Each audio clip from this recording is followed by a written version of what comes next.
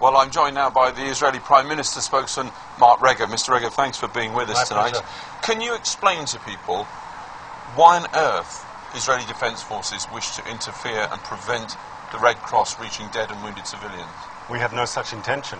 I mean, ultimately, we will do what we can, what needs to be done, to work with humanitarian organisations like the Red Cross.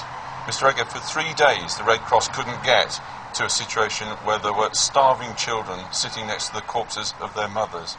A lot of our viewers will be saying, in the name of humanity, what kind of government allows its soldiers to stop the RC getting to those people?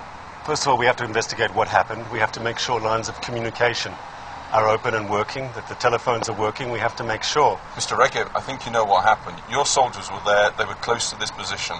The Red Cross are not in the business of making this I know, and we take the Red Cross very seriously, and that's why we're investigating. But I think you should also be aware that Hamas is playing the game of atrocity propaganda. I'm not talking about Hamas, I'm talking about your soldiers preventing the Red Cross. No, I'm inviting you, Mr. Regev, to apologise to the Red Cross for this. We want to work with the Red Cross. We see them as playing an important role. We have a good relationship with them. We want to continue that relationship.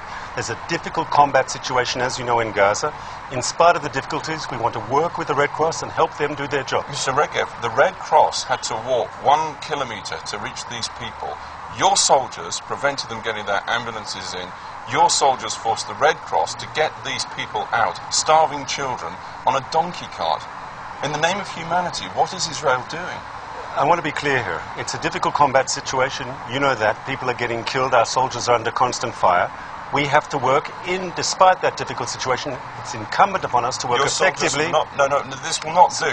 Your soldiers were not under fire How do you know that, sir? How do you know that? 3 days my soldiers were not under fire? I'm not talking about 3 days. The Red Cross knows that my soldiers were under fire. They went in there to rescue those people. They were not under fire. At that particular time, but maybe many situations were.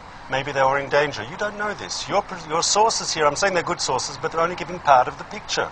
They're giving part of the picture. There's a difficult combat situation in Gaza. Everybody knows that. My source is the head of the Red Cross mission in Gaza and the head of the Red Cross mission in Jerusalem. These people are not in the business of propaganda. I agree, and we want to work with them, and we agree with them, but I do know also that the Hamas movement has an interest in portraying humanitarian crisis for their own political purposes.